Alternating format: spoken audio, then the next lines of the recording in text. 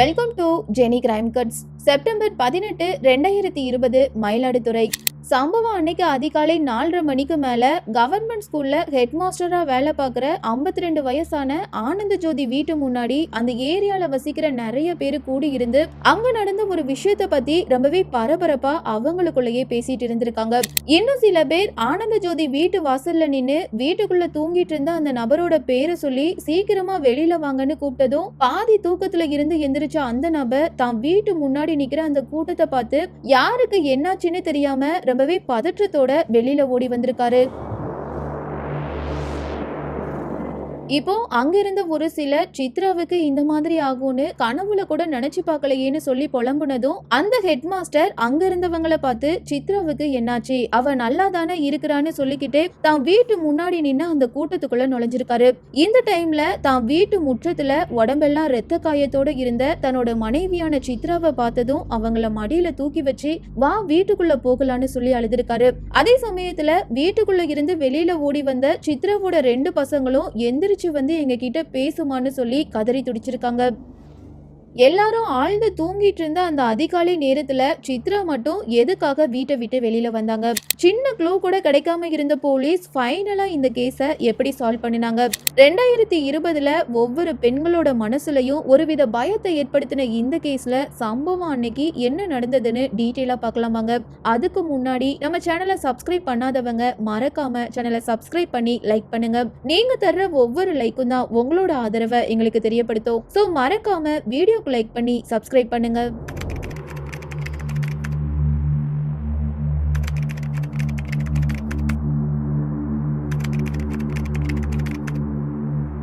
நாகை மாவட்டம் தென்பாதி பக்கத்துல இருக்கிற திருவள்ளுவர் நகர் 2வது தெருவில் வாழ்ந்துட்டு வர்ற தம்பதி தான் 52 வயசான ஆனந்த ஜோதி மற்றும் 49 வயசான சித்ரா. குடும்பத்துக்கு ஹெட்டா இருக்கிற ஆனந்த ஜோதி சீர்காழியில இருக்கிற கவர்மெண்ட் ஸ்கூல்ல ஹெட் மாஸ்டரா ஒர்க் பண்றாங்க. சோ கிடைக்கிற வருமானத்தை வச்சு அவங்களுக்குன்னு சொந்தமா ஒரு பெரிய வீடு கட்டி அந்த வீட்டுல தன்னோட பையனான சுரேஷ் மற்றும் பொண்ணான சுவாதி கூட சந்தோஷமான ஒரு வாழ்க்கைய வாழ்ந்துட்டு வந்திருக்காங்க. சித்ராவை பத்தி சொல்லணும்னா ஹவுஸ் ஒய்ஃபா இருக்கிற அந்த பெண்மணி அதிகாலையில சீக்கிரமாவே எந்திரிச்சு தான் வீட்டு முற்றத்துல கோலம் போட்டதுக்கு அப்புறமா கிச்சனுக்கு போய் டீ போட்டு அவங்களோட அன்றாட வேலையை ஸ்டார்ட் பண்றத வழக்கமா வச்சிருந்தாங்க. அதே மாதிரி தான் சம்பவம் அன்னைக்கு அதிகாலை 4:20க்கு வீட்டு முற்றத்தை பெருக்கி தண்ணி தெளிச்சதும் கோலம் போட்டுட்டு இருந்த சித்ரா மர்மமான முறையில இறந்து கிடந்திருக்காங்க.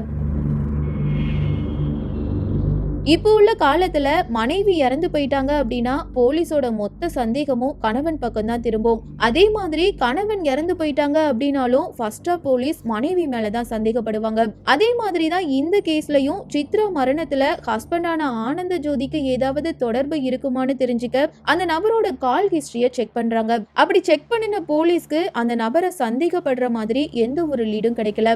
சோ அதுக்கு அடுத்தபடியா சம்பவம் அன்னைக்கு அந்த வீட்டுல இருந்த சித்ராவோட பையனையும் பொண்ணையும் விசாரிக்கும் போது அவங்க கண்கள்ல தெரிஞ்ச அந்த உண்மையும் பேச்சுல இருந்த ஒற்றுமையும் அவங்களும் கில்லர் கிடையாதுன்னு முடிவு பண்ண வச்சிருக்கு.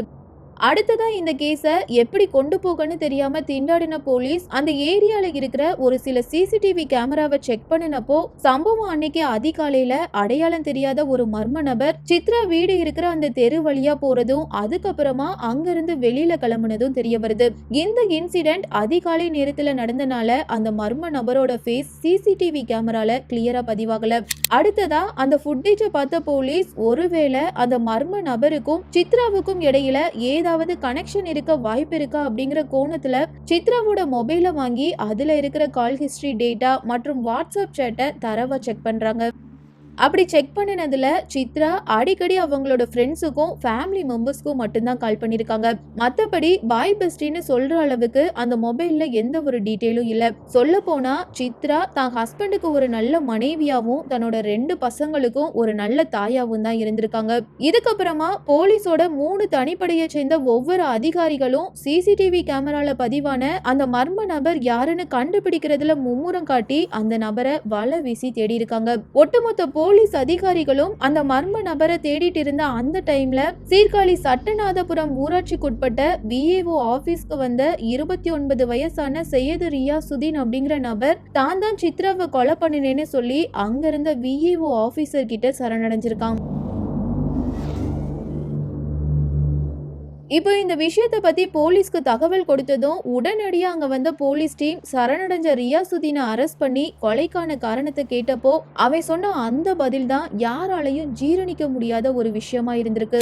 நாகை மாவட்டம் சீர்காழி பக்கத்துல இருக்கிற சேத்தூர் கிராமத்தை சேர்ந்த குணசேகரனுக்கு பிருந்தான்னு ஒரு பொண்ணு இருக்காங்க. காலேஜ் டிகிரியை கம்ப்ளீட் பண்ண பிருந்தா தன்னோட 21வது வயசுல, அதாவது 2014 சீர்காழியில இருக்கிற கம்ப்யூட்டர் சென்டருக்கு போய் கம்ப்யூட்டர் கோர்ஸ் எடுத்து படிக்க ஆரம்பிக்கிறாங்க. இன்னொரு பக்கம் பிருந்தாவோட அப்பாவும் ரியாசுதீன் அப்படிங்கிற நபரும் கட்டுமான பொருட்களை விற்பனை பண்ணி பிசினஸ் பண்றதுல பார்ட்னரா இருந்திருக்காங்க. சோ ரியாசுதீன் பிசினஸ் விஷயமா பேசுறதுக்காக அடிக்கடி பிருந்தா வீட்டுக்கு வர்றது வழக்கமா இருந்திருக்கு. மேற்கொண்டு பிருந்தா படிக்கிற அந்த கம்ப்யூட்டர் சென்டருக்கு ரியாசுதீன் அடிக்கடி வந்துட்டு போயிருக்காங்க. இப்படி இருக்கும் போதுதான் பிருந்தா ரியாசுதீன் இவங்க 2 பேரும் நட்பா பழகி அந்த நட்பை காதலாக்குனதும் மொபைல் நம்பரை எக்ஸ்சேஞ்ச் பண்ணி அவங்களோட காதலை இன்னும் ஆழப்படுத்தி இருக்காங்க. 2 பேருமே வேற வேற மதத்தை சேர்ந்தவங்களா இருந்தாலும் மனசும் ஒத்து போனனால வீட்டுல உள்ள யாருக்கும் தெரியாம அவங்களோட காதலை சீக்ரெட்டா மெயின்டைன் பண்ணிருக்காங்க. ஒரு கட்டத்துக்கு அப்புறம் இந்த லவ்வர்ஸோட காதல் விஷயம் வீட்டுல உள்ள பேரண்ட்ஸ்க்கு தெரிய வந்ததும் 2 சைட்ல இருந்தும் கடுமையான எதிர்ப்பு கிளம்பிருக்கு. இந்த சூழல்ல தான் பொண்ணுக்கு ஒரு கால் கட்டு போட்டா மட்டும்தான் எல்லா பிரச்சனையும் சரியாகும்னு நினைச்ச குணசேகரன் புரோக்கர்ஸ் மூலமா விசாரிச்சு அரியலூர் மாவட்டத்தை சேர்ந்த செல்வகுமாரை தான் பொண்ணுக்கு நிச்சயம் பண்றாங்க. இதுக்கப்புறமா 2016 பிருந்தாவுக்கும் செல்வகுமாருக்கும் ரொம்பவே ஆடம்பரமா மேரேஜ் நடந்து முடிஞ்சிருக்கு. இந்த மேரேஜுக்கு அப்புறம் பிருந்தா தன்னோட காதலனை மறந்துட்டு ஹஸ்பண்டான செல்வகுமார் கூட வாழ்ந்து ஒரு அழகான ஆண் குழந்தைய பெத்தெடுக்கிறாங்க. இதுக்கிடையில மேரேஜ் ஆன 5 மாசம் மட்டும் பிருந்தா கூட வாழ்ந்த செல்வகுமார் தான் மனைவி கேட்டதெல்லாம் வாங்கி கொடுத்து அவங்கள ராணி மாதிரி பாத்துக்கணும் அப்படிங்கிறதுக்காக சிங்கப்பூருக்கு போய் வேலை பார்க்க ஆரம்பிக்கிறாங்க. ஆரம்பத்துல தான் ஹஸ்பண்ட் தன்னை விட்டு பிரிஞ்சு போனதை நினைச்சு பிருந்தா வருத்தப்பட்டிருக்காங்க. ஆனா போக போக தான் ஹஸ்பண்டோட நினைப்பே வராத மாதிரி அந்த பெண்மணியோட மனசு மாறி வேற பாதையை நோக்கி போக ஆரம்பிச்சிருக்கு.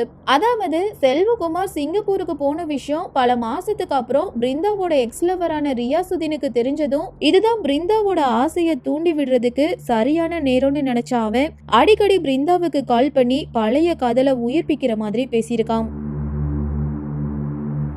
இந்த சூழல்ல பிருந்தாவோட திங்கிங் எப்படி இருக்குன்னா, நம்ம மாமியார் வீட்டுல இருக்கிற வரை ரியாசுதீனை வீட்டுக்கு வர வைக்க முடியாது. சோ இந்த வீட்டை விட்டுட்டு வேற எங்கேயாவது வாடகைக்கு குடியேறினா மட்டும்தான் யாரோட டிஸ்டர்பன்ஸும் இல்லாம ரியாசுதீன் கூட சந்தோஷமா வாழ முடியும்னு நினைச்சிருக்கா. சோ ஃபர்ஸ்டா தான் ஹஸ்பண்டோட மனசை மாத்தி வாடகை வீட்டுக்கு போக பெர்மிஷன் வாங்கினதும் நாம இன்ட்ரோல பார்த்த ஹெட் மாஸ்டரான ஆனந்த ஜோதி வீட்டுக்கு போன பிருந்தா அவங்க வீட்டு மேல் மாடியில வாடகைக்கு குடியேறாங்க.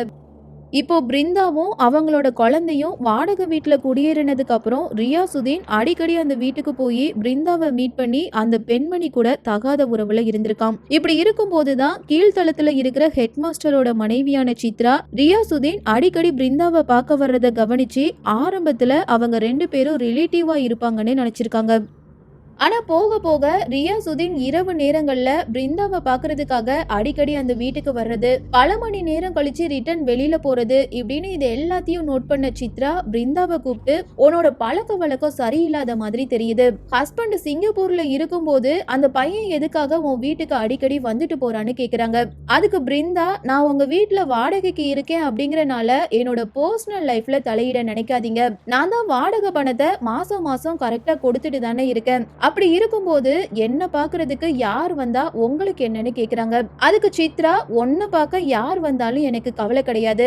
ஆனா என் வீட்டுல வச்சு நீ வேற ஒருத்தன் கூட தப்பான உறவுல இருக்க கூடாது. இது மட்டும் இல்லாம ரியாசுதீன் இனிமே இந்த வீட்டுக்கு வரவே கூடாதுன்னு வார்னிங் கொடுக்கறாங்க. ஆனா சித்ராவோட இந்த வார்னிங்க துளி கூட மதிக்காத பிருந்தா மறுபடியும் ரியாசுதீனை மிட் நைட்ல தன்னோட வீட்டுக்கு வர வச்சு ஜாலியா இருந்திருக்கா. இப்போ அக்கம் பக்கத்துல உள்ள சில பேர் சித்ராவை கூப்பிட்டு பிருந்தாவோட ஒழுக்கக்கேடான நடத்தைய பத்தி கம்ப்ளைண்ட் பண்ணிருக்காங்க. இதுக்கப்புறமா சித்ரா மறுபடியும் பிருந்தாவை மீட் பண்ணி 3 வயசு குழந்தைய வீட்டுல வச்சுக்கிட்டு இந்த மாதிரியான அருவருப்பான செயலை செய்ய உனக்கு எப்படி மனசு வருது? நீ உன்னோட தப்பான உறவை கண்டினியூ பண்ணணும்னு நினைச்சினா இப்பவே வீட்டை காலி பண்ணிட்டு வேற எங்கேயாவது போய் என்ன வேணும்னாலும் பண்ணுன்னு சொல்லியிருக்காங்க. இப்போ சித்ரா வீட்டை காலி பண்ண சொன்னனால என்ன பண்றதுன்னு தெரியாத பிருந்தா பல விதமா யோசிச்சிருக்கா. எதுக்காக வீட்டை காலி பண்றேன்னு தன்னோட ஹஸ்பண்ட் கேட்டா அவருக்கு என்ன பதில் சொல்றது? இது மட்டும் இல்லாம இந்த வீடு தான் தன்னோட எக்ஸ் லவரான ரியாசுதீனை மீட் பண்றதுக்கு வசதியா இருக்குது. சோ தான் இந்த வீட்டை காலி பண்ண முடியாதுன்னு முடிவெடுத்திருக்கா. மேற்கொண்டு என்னைக்காவது ஒரு நாள் லீவுக்காக ஊருக்கு வர்ற தன்னோட ஹஸ்பண்ட் கிட்ட சித்ரா நடந்த விஷயத்த சொன்னா நாம மாட்டிப்போம். கூடவே ரியாசுதீனை வீட்டுக்கு வரவிடாம தடுக்கிற சித்ரா உயிரோட இருந்தா தன்னால சந்தோஷமா வாழ முடியாது. சோ அந்த லேடிய போட்டு தள்ளினா மட்டும்தான் எல்லா பிரச்சனையும் சரியாகும்னு நினைச்ச அந்த அறைக்கு ரியாசுதீன் கிட்ட நடந்த விஷயத்த ஷேர் பண்ணி சித்ராவுக்கு எதிராக தூண்டி விட்டுருக்கா. தன்னால பிருந்தா இல்லாம வாழ முடியாதுன்னு நினைச்ச அவன் பிருந்தாக்காக எந்த எல்லைக்கும் போக துணிஞ்சு சித்ராவை எப்ப கொலை பண்ணலாம், எப்படி கொலை பண்ணலான்னு பல விதமா யோசிக்கும் போது பிருந்தா என்ன சொல்லியிருக்கானா, டெய்லி அதிகாலை 4 மணிக்கு மேல சித்ரா கோலம் போடுவாங்க. அந்த டைம்ல அவளோட கதையை முடிச்சிடலான்னு ஐடியா கொடுத்திருக்கா. அந்த ஐடியா படி 2020 செப்டம்பர் 18ஆம் தேதி அதிகாலை 3 மணிக்கு சித்ரா வீட்டு பக்கத்துல இருக்கிற ஒரு மறைவான இடத்துல ரியாசுதீன் மறைஞ்சிருந்திருக்காம். இத பத்தி எதுவும் தெரியாத சித்ரா அதிகாலை 4:25க்கு கோலம் போடுறதுக்காக வெளியில வந்து தான் வீட்டு வாசல்ல கோலம் போட்டுட்டு இருந்திருக்காங்க. இதுதான் சரியான நேரம்னு நினைச்ச அவன் தான் கொண்டு வந்த அந்த இரும்பு பைப்பால அந்த லேடிய கத்த விடாத மாதிரி தலையிலேயே தொடர்ந்து பல தடவை அடிச்சிருக்கான். போதா குறைக்கு சித்ராவோட முகத்திலையும் வயிற்றுலையும் அதே பைப்பால அடிச்சு கொலை பண்ணிட்டு எதுவும் தெரியாத மாதிரி தான் வந்த அதே 2 வீலர்ல அங்கிருந்து கிளம்பியிருக்கான். அடுத்ததா ரத்தமா இருந்த தன்னோட ட்ரெஸ்ஸையும் கொலைக்கு யூஸ் பண்ண அந்த பைப்பையும் பக்கத்துல இருந்த ஒரு ஆற்றுல எரிஞ்சிட்டு அங்கிருந்து தப்பிச்சிருக்கான். இந்த பயங்கர கொலைக்கு அப்புறம் கில்லர் யாருன்னு கண்டுபிடிக்க முடியாம போலீஸ் திணறும் போது சித்ரா வீட்டுக்கு மேல் மாடியில வாடகைக்கு இருக்கிற 27 வயசான பிருந்தா கிட்ட நார்மலான இன்வெஸ்டிகேஷனை தொடங்கியிருக்காங்க. இந்த இன்வெஸ்டிகேஷன் அப்போ பிருந்தாவோட முகத்துல ஒரு வித பயம் தெரிஞ்சதை கவனிச்ச போலீஸ் அந்த லேடியோட மொபைலை வாங்கி அதுல இருக்கிற கால் ஹிஸ்டரிய செக் பண்றாங்க. அப்படி செக் பண்ணும்போது பிருந்தா அடிக்கடி தன்னோட ஹஸ்பண்டுக்கும் ரியாசுதீனுக்கும் கால் பண்ணி பேசி இருந்தது தெரிய வருது. சோ இப்போ ரியாசுதீன் யாரு அப்படிங்கிற விசாரணைய போலீஸ் பிருந்தா கிட்ட தொடங்கியிருக்காங்க. சோ இப்போ போலீஸ் பிருந்தாவை நெருங்கிட்டாங்க அப்படிங்கிற விஷயம் ரியாசுதீனுக்கு தெரிய வந்ததும் பயத்துல அந்த ஏரியால இருக்கிற விஏஓ ஆபீஸ்க்கு போய் தான் தான் சித்ராவை கொலை பண்ணினதா சொல்லி சரணடைஞ்சிருக்கான். இந்த இன்சிடென்ட்டுக்கு அப்புறம் பிருந்தாவையும் ரியாசுதீனையும் கஸ்டடியில எடுத்த போலீஸ் அவங்க கிட்ட இருந்து வாங்கின வாக்குமூலத்தை வீடியோவா ரெக்கார்ட் பண்ணி அதை கோர்ட்ல ஆஜர்படுத்தினதுக்கு அப்புறம் அவங்க 2 பேரையும் ஜெயில அடைச்சிருக்காங்க. தப்பு பண்ணினதை தட்டி கேட்டனால தான் குடும்பத்தோட சந்தோஷமா வாழ்ந்துட்டு வந்த சித்ரா கொடூரமான மரணத்தை சந்திச்சிருக்காங்க. தான் மனைவி பணத்துக்காக கஷ்டப்படக்கூடாது அப்படிங்கிறதுக்காக குடும்பத்தை விட்டு பிரிஞ்சு வெளிநாட்டுக்கு போய் வேலை பார்த்த தன்னோட ஹஸ்பண்டுக்கு பிருந்தா பண்ணின இந்த நம்பிக்கை துரோகத்தை பத்தியும் கஷ்டப்பட்டு வீடு கட்டி அந்த வீட்டை வாடகைக்கு கொடுத்த ஹவுஸ் ஓனரான சித்ராவோட மரணத்தை பத்தியும் நீங்க என்ன சொல்ல விரும்புறீங்க அப்படிங்கிற உங்களோட கருத்துக்களை மறக்காம கமெண்ட்ல பதிவு பண்ணுங்க. அப்படியே இதுவரை வீடியோக்கு லைக் பண்ணாதவங்க மறக்காம வீடியோக்கு லைக் பண்ணி சப்ஸ்கிரைப் பண்ணுங்க. இதே மாதிரி இன்னொரு கிரைம் கட்ஸோட வேறொரு வீடியோல உங்களை சந்திக்கிறேன்.